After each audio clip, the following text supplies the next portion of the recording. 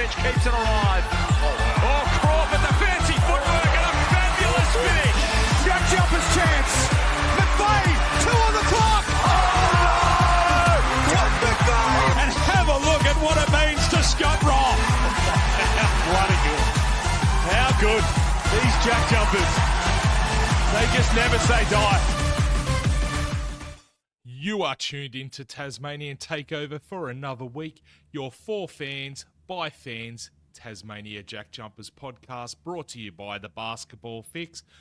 My name is Clint Berto Burtonshaw, and I am joined once again by my co-host, Jared JD Duggan. How are you, my friend? I'm good, mate. That was smooth. You were right on that one. Mate, It's just about small. All season. It's just about small incremental improvements. We love it. It's so good. Well done. So, thanks. So, yes, we are back for another week, and let's just set the record straight right up front. Yes, the JackJumpers season is done, but the pod is not.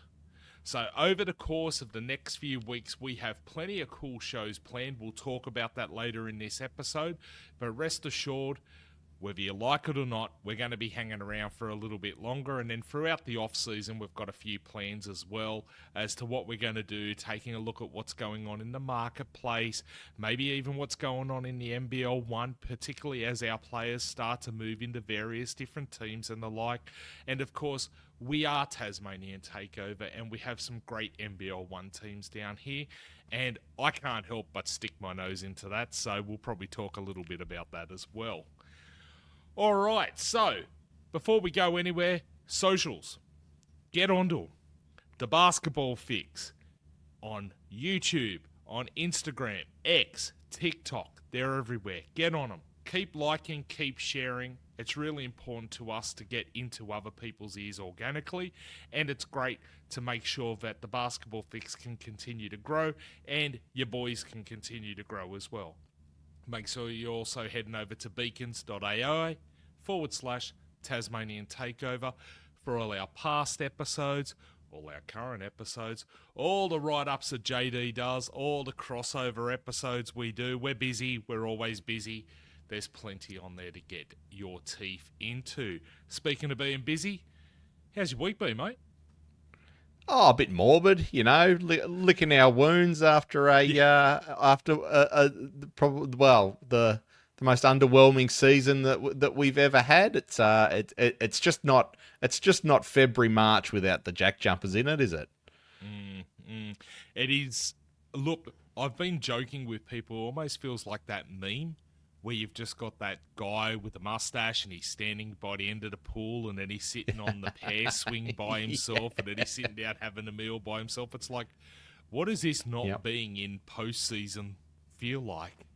Well, this is it for what do you us. do? It's a bit odd. What are you going to do to keep entertained in the off season? Unfortunately, it's probably going to be filled with wrestling. Oh, nice. Nice. Get amongst the WWE, but yes, I'll also be keeping an eye on the NBL 1, so huge Hobart Chargers fan. I'll keep an eye on the Northwest Thunder as well and see what's going on up there. And look, I still hope that, one of those teams can make it into the Southern Conference's finals. It was so cool a couple of years back where Sam McDaniel pretty much helped carry us into the Southern Conference Finals and get us the banner for that. And then, of course, the way the NBL 1 works is that you get the champions out of each of the conferences playing into the ultimate finals. So, unfortunately, we didn't have much of a chance in that. And what is quite interesting, the timing that season, a lot of the NBL players who were with the NBL 1 teams were called back to get ready for the season. So, it really did start to show quite a few teams' weaknesses, to say the least. But it's great to watch. And what's really cool is you don't need to have a KO subscription or anything like that. You can generally get it via the NBL 1 app. I think they get you to sign up to the NBL 1 Plus or whatever they call it, or NBL Plus, which is totally free. I think they just like to know who's logging in or whatnot. And with that, then you can stream it up to your TV if you've got some kind of streaming box, or watch it on a laptop or your phone or whatever. And yeah, it's not the highest quality. I mean, in most cases, it's one dude on a camera scanning the whole court. But it's great. It's a little bit grassroots, and you really get to see the talent coming up. So, yeah, if you're a fan of basketball in general, I highly recommend getting amongst some of that. What about yourself? What are you going to do to entertain yourself during the off season?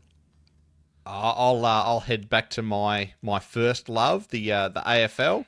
Watch I've kept this pretty quiet for 10 episodes now, but I'm a one-eyed Collingwood supporter, so it'll be good. They had a bit of a down year last year, and they're on the way back this year.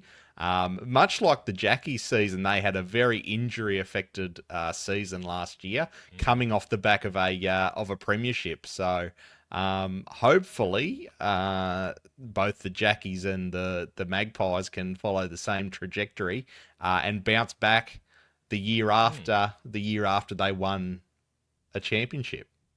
Absolutely.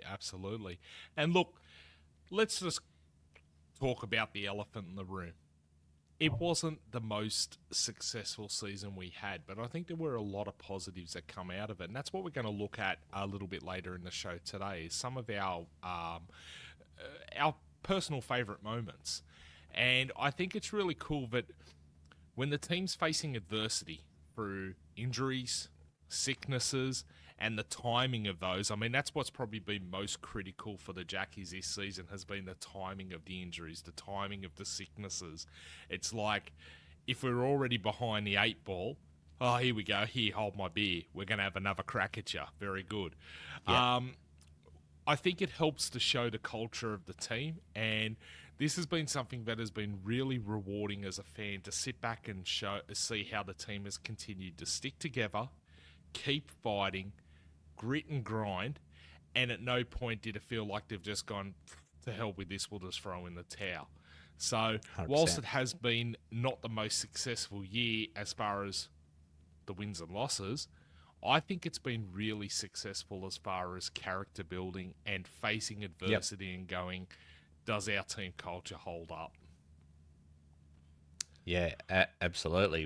I'm itching to see the results of a big off season.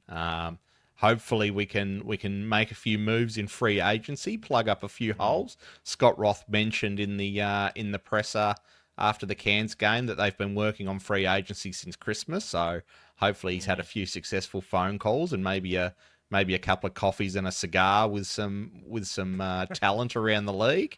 And hopefully in not too long we'll be unveiling the newest members of the Jack Jumpers. Every Jack Jumper receives a jacket with their number on it.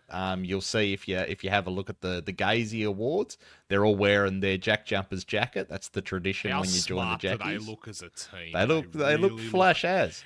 What I love is you look at all the photos from all the different teams, and our boys roll in, and we look like a team. It's beautiful. Yep. It's mint.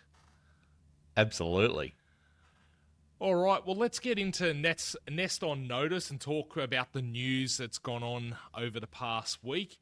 And as you've already mentioned, free agency, they've had their focus on it since Christmas. And I think this is cool that they've been looking at it since Christmas, because it's going to be interesting what moves we make. Now, I want to comment on some of the commentary that I've read in the various different fan chats and whatever else.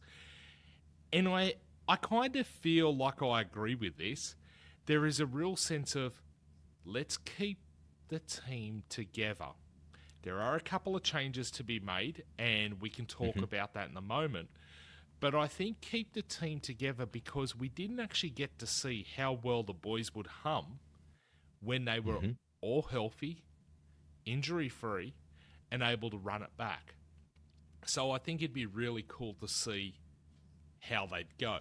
The other thing too is that I think we're going to have a little more clarity around what the team could look like, in that if you listen to some of the interviews that Roth has done since the end of the season, particularly with SEN Tasmania, the breakfast show they do there. He's made it pretty clear it does not look like Jack will be back. All reports are showing that Jack is likely to, if not get any other opportunities in the States, head over to Japan or Europe or something like that, but it does not look My like heart, he's gonna Berto. be back. You're breaking my heart, mate. Mate, look, I know I'm the bearer of bad news here, but, you know, for a young bloke the like Grim Reaper. Jack, Yep. I really hope he goes over there, does all he can, gets all the success he can, and then remembers where he came from and comes back. Yeah. Mature, experienced, and at a whole new level of Jack McVeigh. How dangerous could a whole new level of Jack McVeigh be?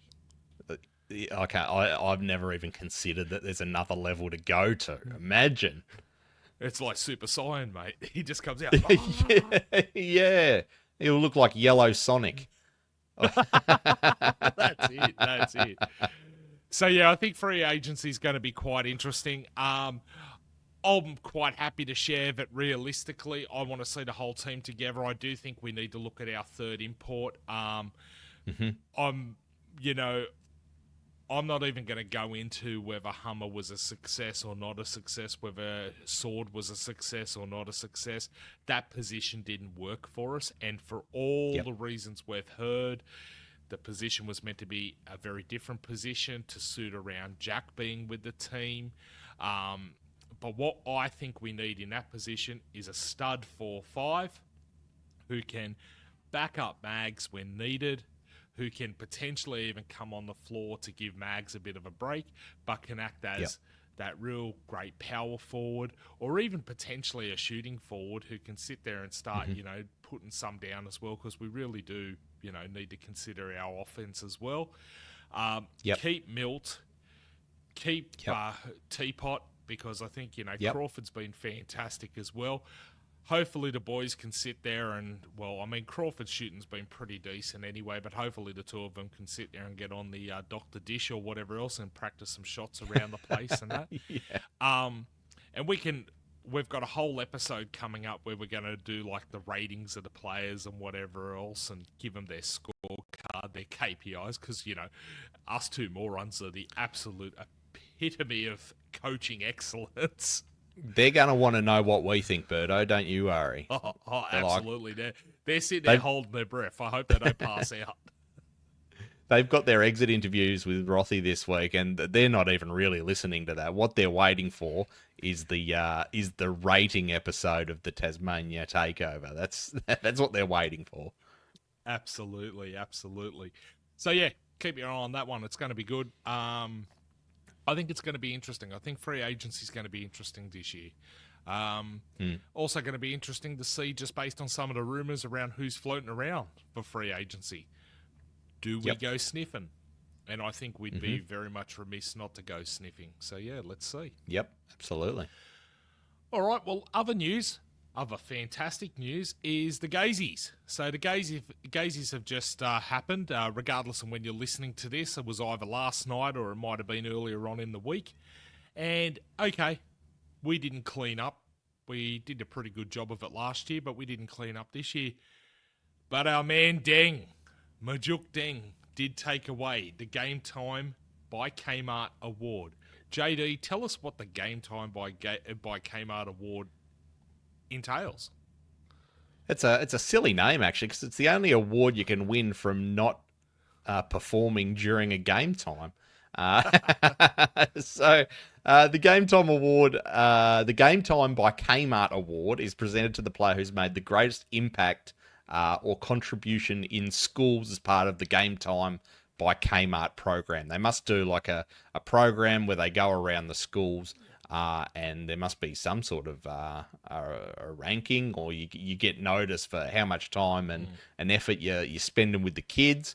Hopefully Majuk's teaching them all how to dunk with their ankles up near their wrists. And yeah, congratulations, Majuk.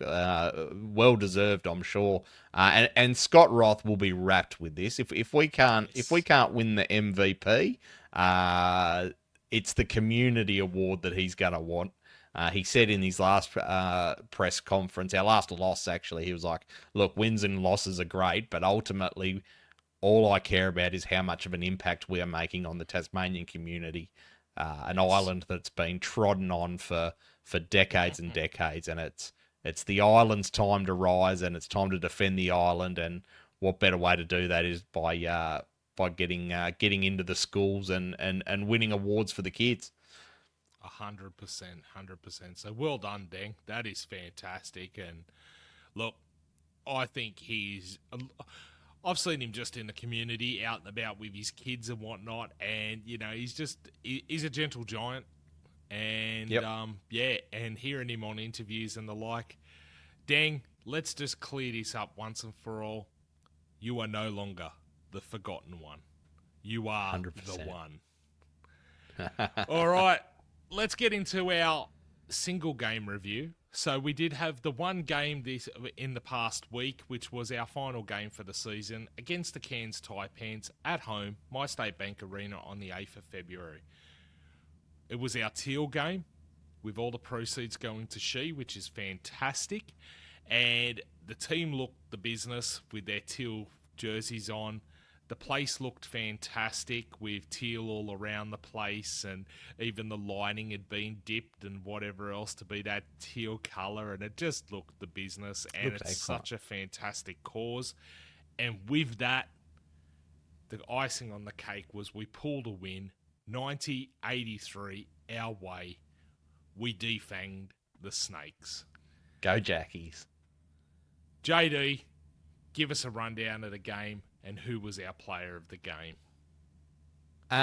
Player of the game was actually not the top scorer. We've actually given it to JC this week. Oh, there we go.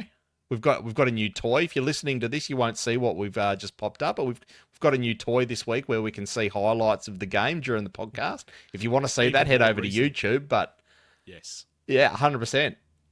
Give us a like on YouTube when you see how good it is.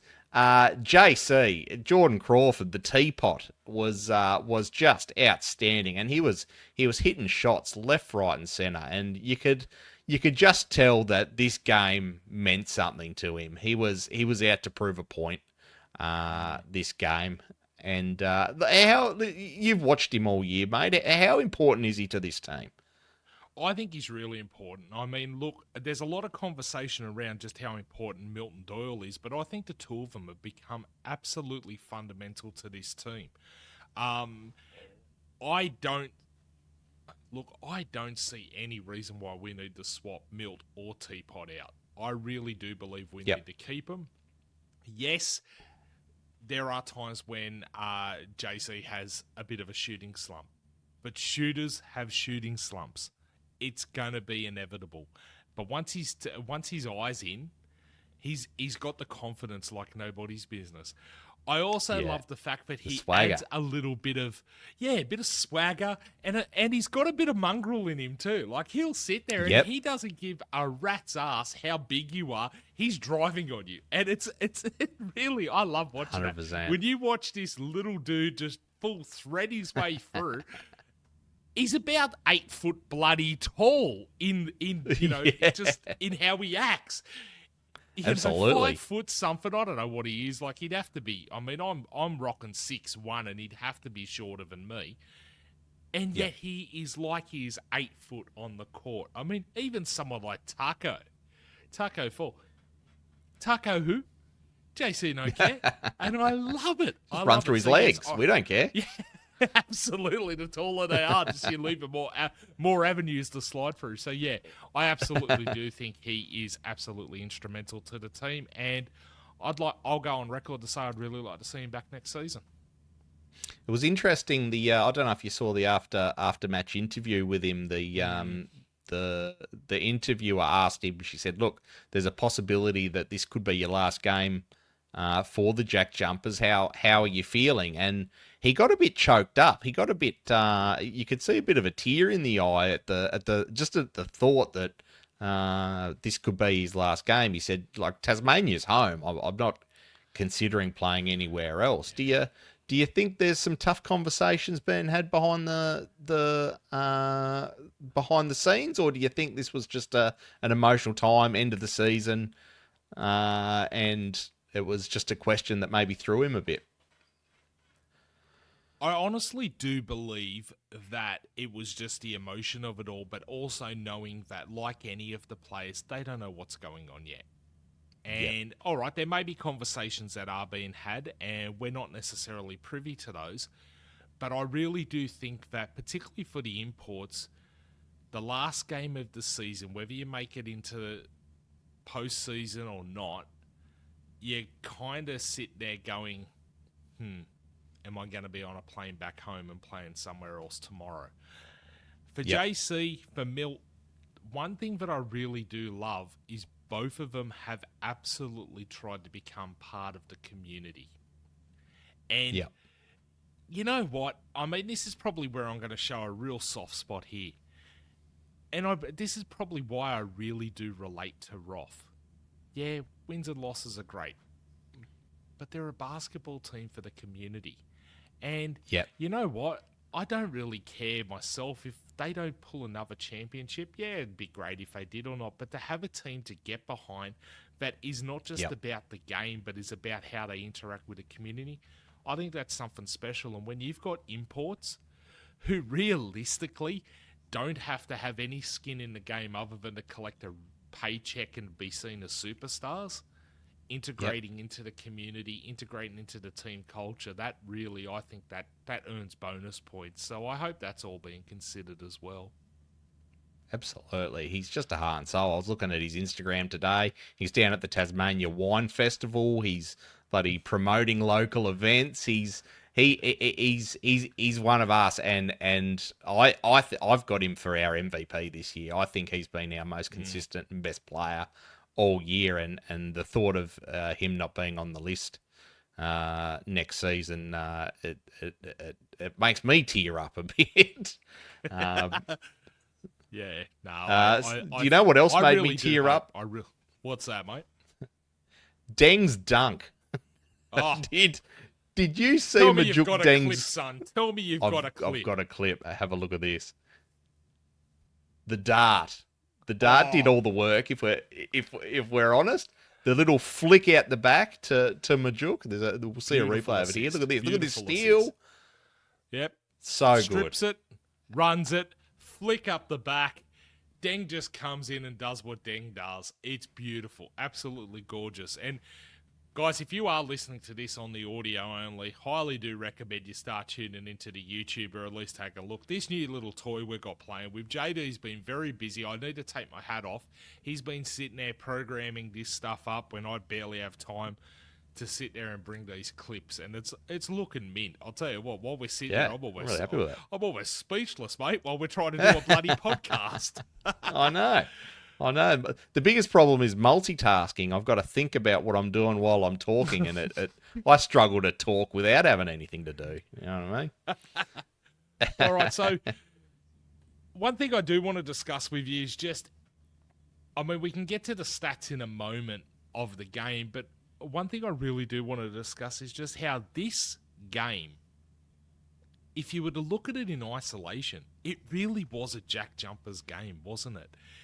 100%. To me, it embodied everything we strive for when it comes to a game of basketball. What are your thoughts? How do you feel about it?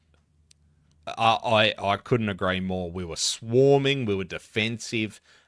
There was obviously some sort of chat before the game that you need to go out there and do this for the home crowd, because they put on a show. They made Cairns, who sure, they finished close to the bottom of the ladder, but they beat some big teams once they were out of contention. And we came out there and I mean, we only won by 7 points, but we rang rings around them. They were never in the contest really, and it was just an outstanding Jack Jumpers performance. I loved it. I do have to give a quick shout out to Kenzo in the presser.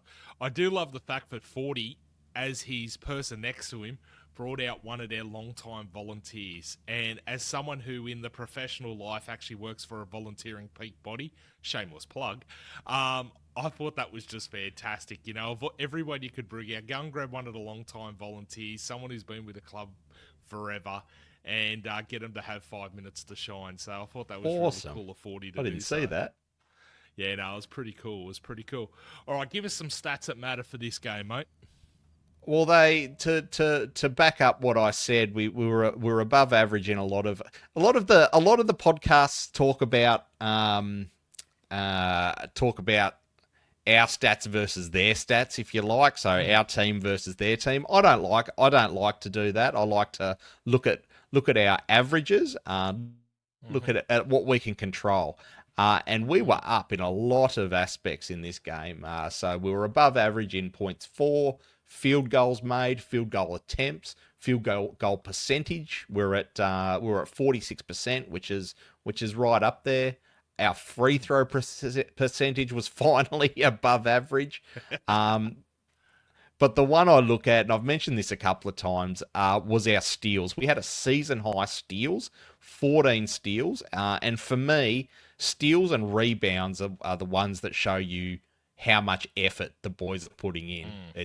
It's how hard they are working when they don't have the ball. So we had 3 more steals than we had in any other game versus the Taipans, and it showed. And I almost want to play it again. You saw the dart fresh off a steal, flick one out the back to Deng, and he slams it down for a dunk. So it was just a great performance to end the season, and it sort of leaves you. We missed out on playoffs by 2%, and it just makes you wonder if we had Shawnee Mack and Magnay for 2 more games, what could have happened, right? Oh, it doesn't make me wonder. I guarantee we would have been in. We would have been in. I mean that. I mean that with all my heart, because we showed that we could put up so much fight, but by God, did you see the team hum when we had a healthy squad? It was just that it was not lasting, and that was the problem. So next year. Absolutely next year. Absolutely. All right, well, just to wrap up this game review, we do want to say that it was for the teal round, and it was for she gynecology, and about, what was it? They mentioned that since 2022, over 150,000 was raised. So yeah, that was before the game. We'd have to be up over about 200,000 now, wouldn't we? An educated guess would say we would have cracked the 200,000 for the She Foundation and the great work they do for gynecological cancers. Yeah, absolutely. So fantastic, absolutely fantastic. And again, those jerseys look mint. I love the little hats they made this year. They looked pretty cool as well. Probably wouldn't fit this buff head, but certainly looked very cool. All right. We're now going to go into a slightly different type of review. Still staying on the whole anti-attack type thing, but this time we're going to move to start looking at the season review, but we're going to roll this out a little bit over the next few episodes, and we'll do things like our own awards and all that sort of jazz. But for tonight, we're going to take a look at our favourite moments. So I think, JD, how about you kick us off with your favourite moments first, and let us know what you think really made a mark on you, when I think you might even have a couple of videos lined up for this as well. I do. I've been hard at work. It's interesting. So before I asked you to give me 3 moments that really stuck out to you this season. We both came up with one of the same moments you'll see there, so we'll play that last. But 2 of my moments came off losses. And really? I want to take you way back to the start of the season where we made the Champions Trophy over in, I think it was in Singapore, where we played against all the championship teams from around Australasia, I guess. and the G League sent over a team. And we played. This was a final to get into the championship, the Intercontinental Cup final, and we pushed the G League right to the very buzzer. We ended up going down by 2 points, but you can see some of the highlights on the screen. We had them worried, and with a minute to go, we're actually leading by 4 points. And I was thinking back. I was thinking back through the week, and I thought this was a phenomenal game. It just happened to be the game where Shawnee Mack rolled his ankle and was carried off the court, and he missed the first 3 or 4 games of the season. But it was just a phenomenal game against what is basically second tier NBA players, and we pushed them right to the end. And what a performance by the Jackies, a little island of 500,000 people, and we're going up against the second best players in America. Mate, I've got to say that's a fantastic moment. And to be honest with you, going over there just feels like a lifetime ago now. Yep. I actually recall going down to Rest Point to watch the games on the big screen down there. They opened up the, what do you call it, the ballroom or whatever you want to call it there, and put it up on the big screen, which was great. And a lot of Jack Jumper fans in there, a lot of the Ant Army in there cheering them on. And yeah, that was really cool. And yeah, certainly, look, for those of you who are listening on the audio, I'll talk this through. JD had actually selected just some really fine shots and plays and whatever else from that, and it was really nice to actually go back and reflect on that game. Isn't it? Yeah, you tend to forget after the season. That really was quite an achievement for us, considering, as you say, we were playing G League players, which is fantastic. Yep. All right, well... why don't you give me one of yours now, Berto? Yeah, I was going to say, given the fact that we've both got a shared one, look, for me, what I want to call out, I'm going to call out the two. I'll go with the first one being our wins for the Teal game and the Christmas Day game. It wasn't just because they were wins. I think it was because of the significance of the game. So the Teal game, I think, is really special for what the Jack Jumpers do, what we do as part of the community, and to get a win on there just feels extra special. The Christmas Day game's slightly different. We had an absolute bomb of a game last season on Christmas Day. I remember going to that, and Southeast Melbourne whooped us. Santa didn't bring us presents. Santa brought us coal that year. This year, we turned around and went, hold my beer. And it was a fantastic game against New Zealand. Our jersey looked amazing. Honestly, that jersey for the Christmas game looked unreal.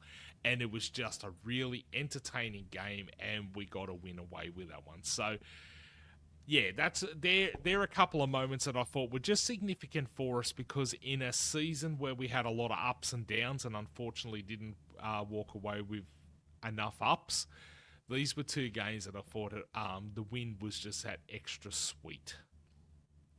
Absolutely. And then we move into, I suppose, I've got another moments type one. I'm keeping JD on his toes here with the videos, and as we get smoother with this, trust me, this is going to be absolutely professional. But again, the thing that I thought was really good about this season, in a season that we didn't get to make it into the playoffs or anything like that, it was the fact that we got to really give some of our young guys a real solid opportunity. And with that, we've been able to see the potentials from the likes of Nick Dart and Archie Woodall. And I mean, I should say Nick Stodart, the Dart. The Dart. The Dart. He will be the Dart forevermore. And the people's mullet. The people's mullet. I think to see what these guys have been able to do, and there is a real potential. They could have gone through the season and seen bugger all minutes. But because of the adversity we faced, they got to see some real minutes. And in the case of Nick, he got to really shine. I mean, we have potentially revealed another Shawnee Mack. And Archie, I think, is a real diamond in the rough. I think the minutes he had were really quite significant. And to be under the wing of McVeigh, we could have a real solid big man really emerge into the league. So if I had to say, admittedly, I can't pick a single moment, but the fact that due to adversity, we've been able to absolutely get some great moments because of these young men, which is fantastic. And credit to Roth and the coaches for being able to have them ready and roaring, because they could have been sitting on the bench and, God knows what could happen if they had got on the floor and could have been, lost minutes. As you were saying that, Berto, I managed to find the 3 threes that Nick the Dart Stoddart dobbed in that game against Adelaide in the first quarter, and sort of set the trajectory for the rest of the game. We won't say too much more about that because we may have some more to discuss on that game a bit later. Absolutely. But the influence was amazing, and in doing the research of these kids, I managed to find a video of Archie the People's Mullet.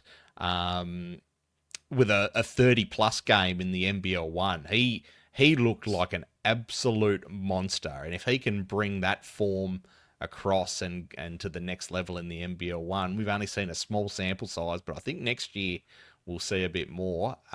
He's going to be an absolute menace if he can replicate that. We've got a shared moment. Go for it, mate. You reveal it. Well, I'll go with my second one if that's okay. First, Berto. Oh yeah, I totally forgot you had a second one. Jeez. Sorry. Yeah, you took over. I started off great at the start of the night. Now look at where we're going. Early in the year, I think I don't even know when it was. It would have been October. I've mentioned before I live over in Perth, and I was lucky enough to go to the JackJumpers Hoops Fest game, which was played against the Melbourne United. Unfortunately, we lost, but it was just an amazing spectacle. If you're not doing anything in October, get over the weekend of Hoops Fest, because it is absolutely incredible. They had the 3-on-3 basketball outside the RAC Arena. I got $40 courtside tickets. I think I was 3 rows back. And it was just, I don't know if you can see me. I got on the Jumbotron. That was pretty cool. It was just a really, really good, a good event. And I think next year I'll actually try and make it to a number of games, not just the Jackies one. But if you're about, mate, get over to Perth. Mate, I would love to. I mean, look, I think the Hoops Fest was a fantastic event. Really looked the business. I love the fact that they brought a whole lot of different things together. The sights, the sounds, the music was pumping. Apparently, I know on the court they had that DJ thing going on and whatever else. If I have one gripe, it's the fact that realistically, to get over to Perth, it's not cheap. And with the cost of flights going through the roof, it's going to be a real undertaking for anyone who's on the just mortgage your house, mate. It's worth it. Yeah, absolutely. I could just imagine going down to the bank and I just need to refinance the house. Oh yeah, why is that? Basketball game. Dead just basketball game. NBL for life. All right. Now we can get to the shared one. I'm back on track. I finished my balls up. Go for it. Well, during the year, against all odds, we had a number of injuries. We lost McVeigh early in the season, and then in another game we lost Shawnee Mack, who was instrumental in a number of our wins through the year. And we came up after the round after Shawnee injured himself. We came up against the Adelaide 36ers. And it went down to the wire, and in one of the best games I've ever seen. we'll see here. I've only got limited highlights of this one, but you can see here, Teapot runs at the length of the court. Majuk Deng slams it down, and without celebrating, he turns around, he catches the ball from the throw-in, and then he dobs a three to put us into extra time. It was one of the best bits of play I've ever seen, and the crowd, I wish I was in the crowd that night. Could you imagine? Oh, it would have been magnificent. Absolutely magnificent. Just that game, the fight we had in it. Look, we reviewed it on an earlier episode, but this one I think really stands out because it was critical for us, and Adelaide were really starting to show some form again towards the end of the season. And I mean, look, they've made it into the play-ins, and that's fine and dandy by a couple of percentage points, whatever. I'm not jaded, I'm not sour. But this game showed just how much we had not given up. So that's why this is one of my favourite moments. It was outstanding, one of the best, and we've had some very, very big games as JackJumpers supporters, but that one for me is right up there with Jack McVeigh's buzzer beater in the final. It was that sort of intensity, and it was just fantastic. Majuk Deng, what a gun! Milton Doyle, what a gun! You're both invited back next year, as far as the Tasmanian Takeover is concerned. Absolutely, absolutely. All right, so we've just shared our thoughts on some great moments, whether it was wins or losses or what, that we saw this season. But let's sort of bookend this a little bit. What are some things we need to work on, or what's our thing we need to work on for next season? JD, what are your thoughts on that? I think if there's one thing I'd like the boys to work on over the off season is their shooting accuracy. It really cost us in a number of games this year. We were shooting at 43% field goal. I'd like that.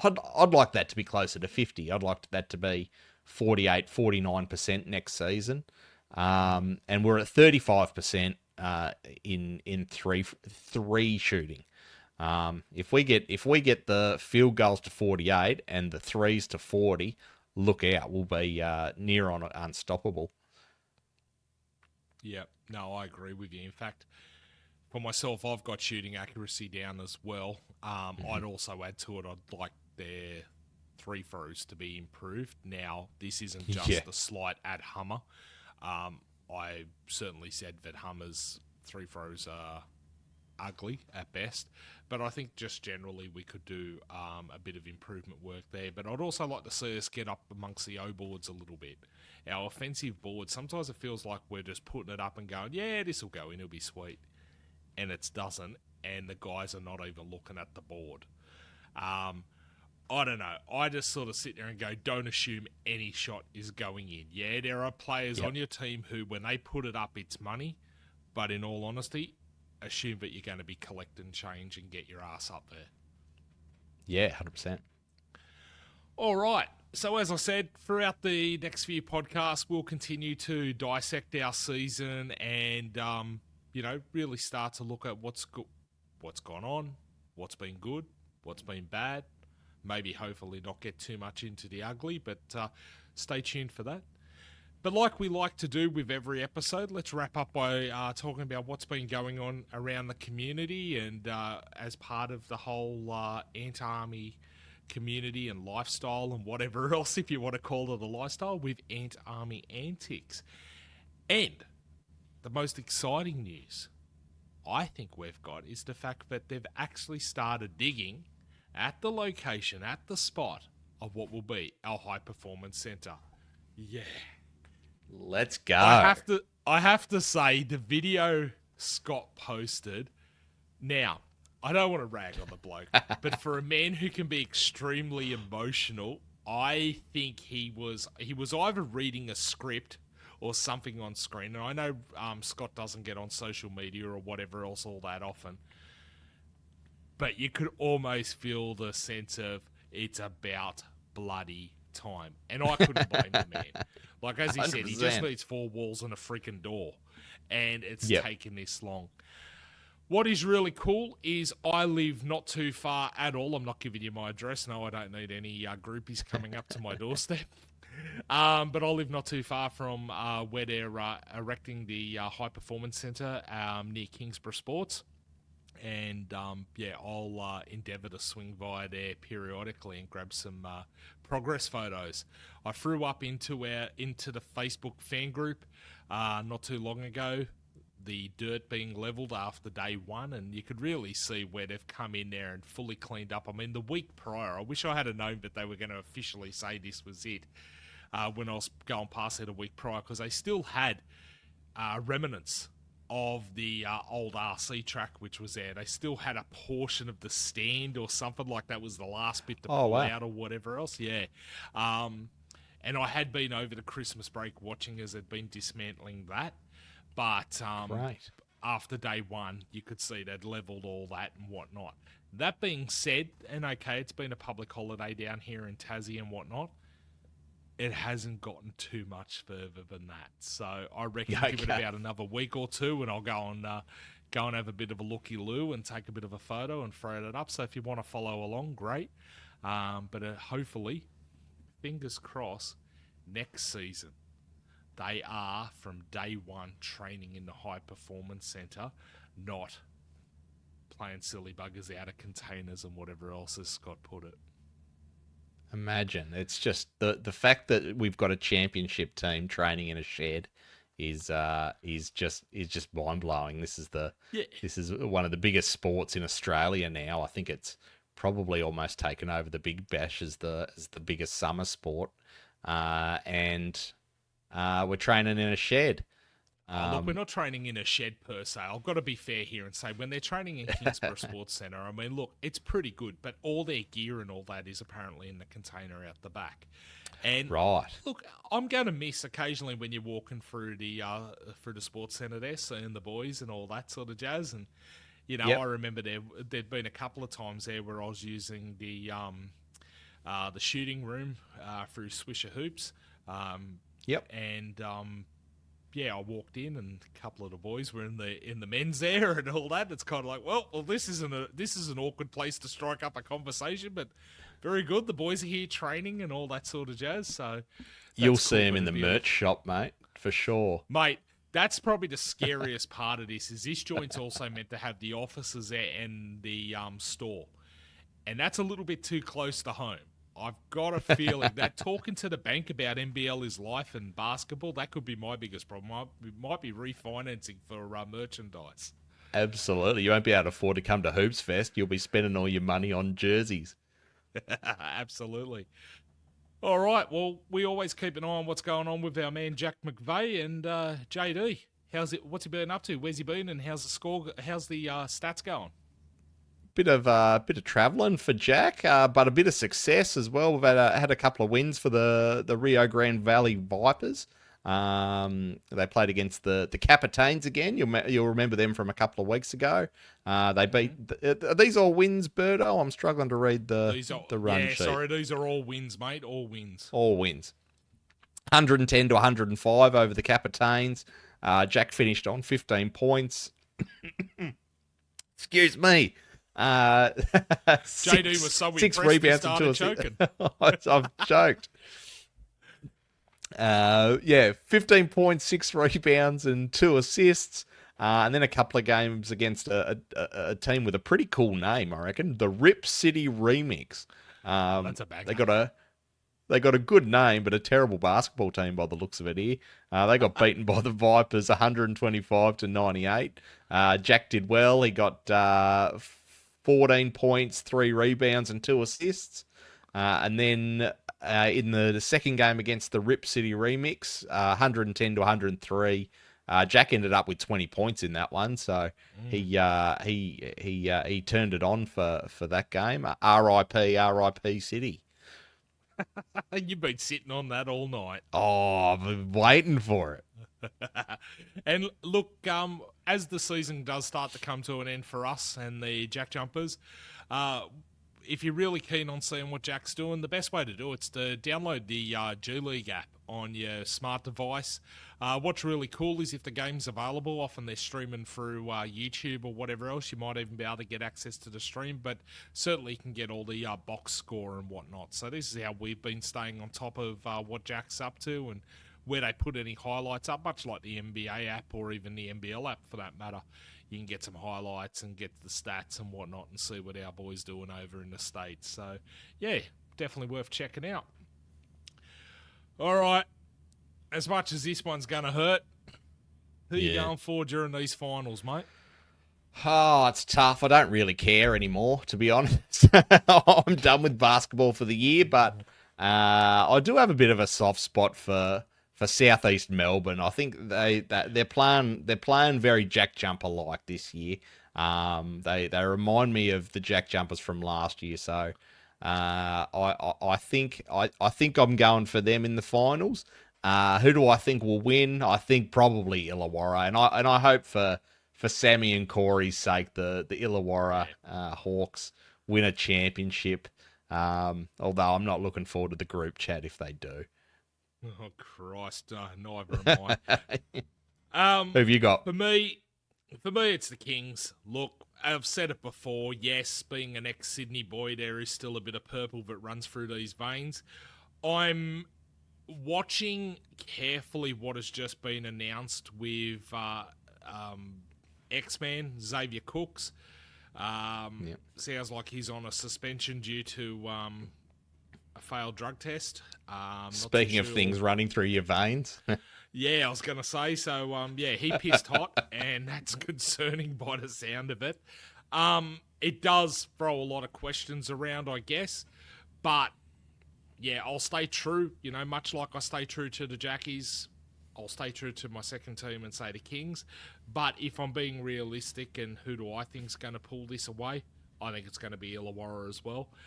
Heaven help us, that group chat is going to be uber annoying for a while Sammy and Corey just rub it in. But you know what? They deserve it. They really deserve it. It was fantastic to see that JT took away the Coach of the Year. Well deserved. I think depending on how Josh King goes next year with Southeast Melbourne, I can see him potentially being in the running to, again, more or less do a similar situation to JT, take a team who was sitting at the bottom of the ladder and bring them into, take them up to contender status, so which is fantastic. I'll also will say, like you, I've got a soft spot for Southeast Melbourne.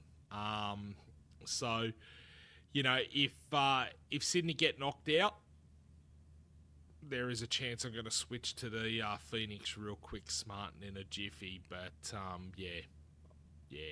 I think we'll be seeing Illawarra raise the trophy. All right.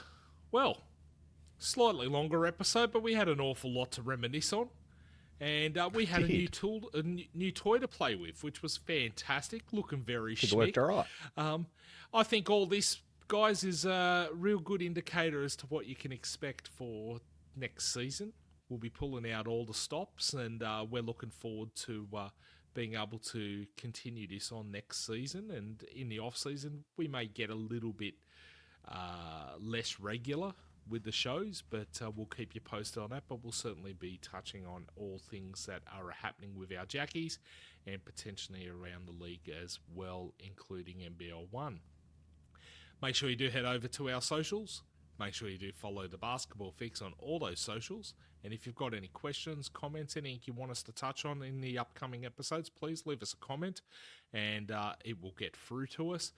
We're both in the Facebook fan group for the Jackies, so, if you don't know us by now, you may never know us. So do head over there and hit us up nicely, please. And, make sure you tune in over the next coming weeks as we continue to dissect the season that was. All right, JD. March on, JD. March on, Berto. See you next week. Doyle makes it work from the free throw